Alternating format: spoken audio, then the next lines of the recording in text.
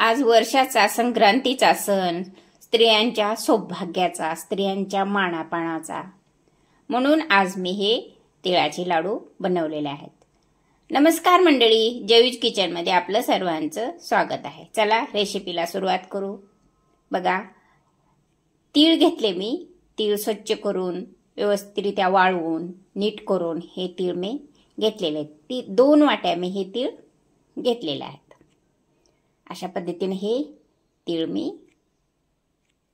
घेतले. आता तसेच अर्धी वाटी मी खोबऱ्याचा कीस घेतलेला आहे, खिसून घेतला तो. अर्धी वाटी शेंगदाणे घेतलेले आहेत. आता गॅसवर कढई ठेवली. कढईमध्ये मी हे तीळ भाजून घेते. कढई थोडी सुरुवातीला थंड असतानाच गॅसवर ठेवून घ्यायची, नंतर गॅस लावून घ्यायचा, जेणेकरून सुरुवातीपासून सावकाश पद्धतीनं आपले हे तीळ भाजत जातील. मीडियम गॅसवरच आपण हे तीळ भाजले पाहिजे. आपण गॅस मोठा केला तर तडतडून ते लवकर भाजतील. सावकाश भाजत गेलं तर आपले हे तीळ गोल्डन कलर पर्यंत आपण हे तीळ भाजून घ्यायचे. थोडे भाजले, मध्यापर्यंत भाजत आले की हे तीळ फुगीर होतात. आणि जेव्हा हे तीळ आपण पूर्णपणे भाजून घेतो त्यावेळेस मात्र ते तडतड करायला लागतात. त्यावेळेस आपण असं समजून घ्यायचं की आपले तीळ हे भाजून झालेले आहेत. बघा, अशा पद्धतीने हे तीळ आपले झालेले आहेत. तर आपले तीळ भाजून झालेले आहेत. आता काढून घेऊ. एका प्लेटमध्ये हे तीळ मी काढून थंड करायला ठेवून दिलेले आहेत.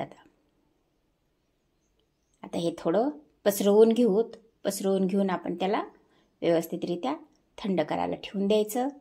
एक 10-15-20 मिनिट आपण हे थंड करायला ठेवून द्यायचं. आता गॅसवर कढई ठेवली आणि कढईमध्ये मी हे अर्धी वाटी शेंगदाणे भाजण्यासाठी टाकलेले आहेत.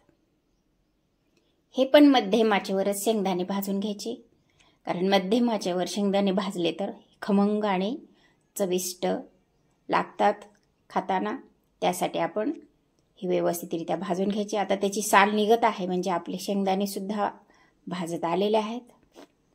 आता हे पण आपण एका ताटामध्ये काढून घेतलं आणि हे पण आपण आता हे थंड करायला ठेवून देऊ.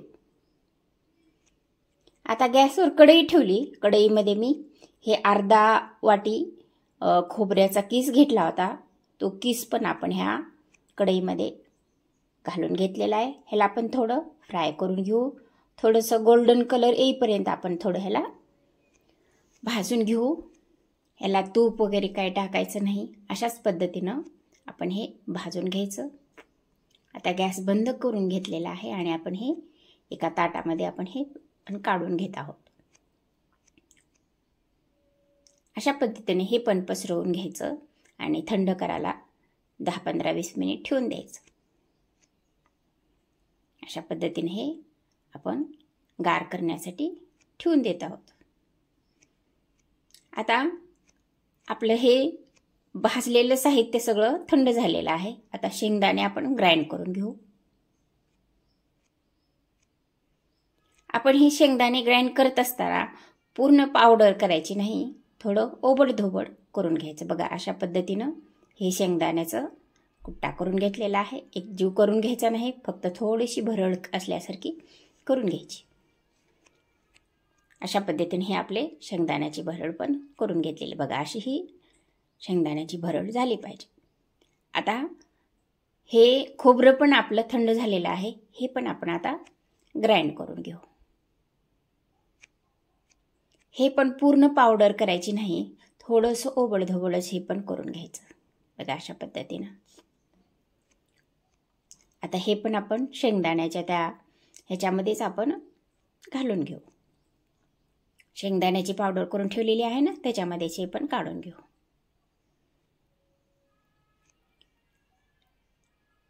आता हे बाजूला काढून ठेवलं. आता हे तीळ थंड झालेलं आहे आपलं. आता तीळ पण ग्राइंड करून घेऊ.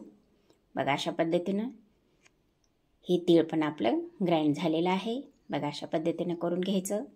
जास्त पावडर करत बसायचं नाही, थोडंसं पल्स मोडवर आपण हे ग्राइंड करून घेतलेलं आहे. त्याच्यामध्ये मी 1 चमचा विलायची पावडर टाकली. आता हा गूळ मी ह्याच्यामध्ये टाकून घेत आहे.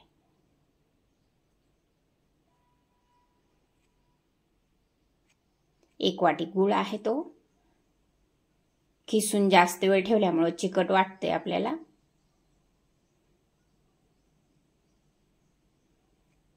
अशा पद्धतीने गूळ याच्यामध्ये घालून घ्यायचा आणि आपण हे अशा पद्धतीने हे ग्राइंड करून घ्यायचं.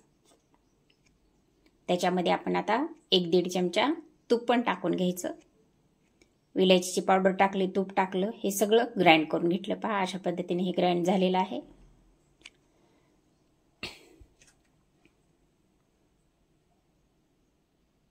बघा हे अशा पद्धतीने हे ग्राइंड करून घेतलं. आता आपण एका प्लेटमध्ये ते काढून घेऊ.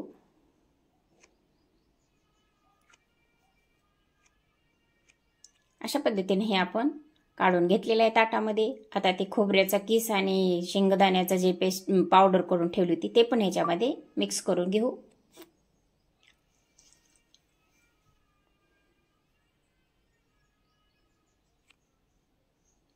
तर हे सगळं मिक्स करून झालेलं आहे. आता बघा, आता थोडं त्याच्या गाठी गुटडे आहेत ते थोडं हातानं पण चोळून घेऊ. थोडं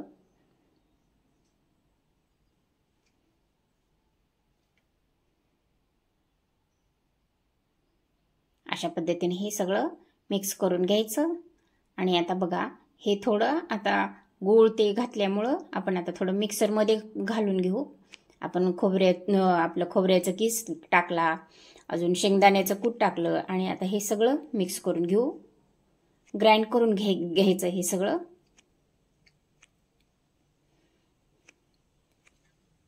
अशा पद्धतीने हे सगळं ग्राइंड करून आपण आता त्याच ताटामध्ये आपण हे ग्राइंड केलेलं जे काही आहे ते आपण ह्याच्या बाजूलाच ठेवून देऊ.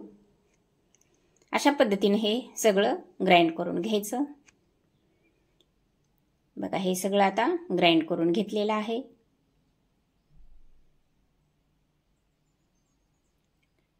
आता हे काजू 50 ग्रॅम घेतले, तुपात भाजून घेतले आणि ग्राइंड करून ही पेस्ट पावडर करून घेतली.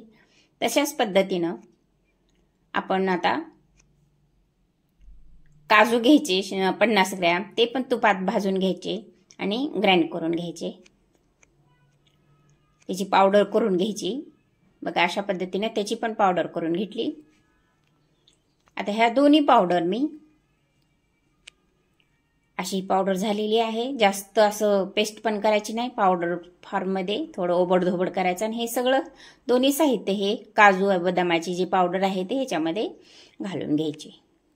आणि आता हे त्याच्यामध्ये जे काही तीळ ठेवलेले होते पाववाटी मी, हे तीळ पण ह्याच्यामध्ये घालून घ्यायचे. आणि आता हे सगळं मिक्स करून घ्यायचं.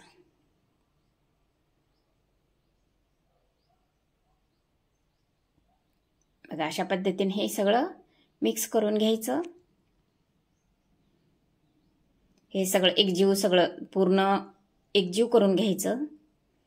आणि आता अशा पद्धतीने ह्याचे लाडू बांधून घ्यायचे.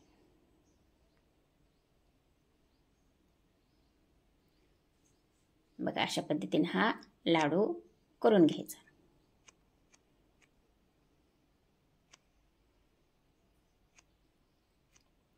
बघा अशा पद्धतीने हा लाडू झालेला आहे. लाईक करा, शेअर करा, सबस्क्राईब करा, कॉमेंट करा. Thanks for watching. धन्यवाद.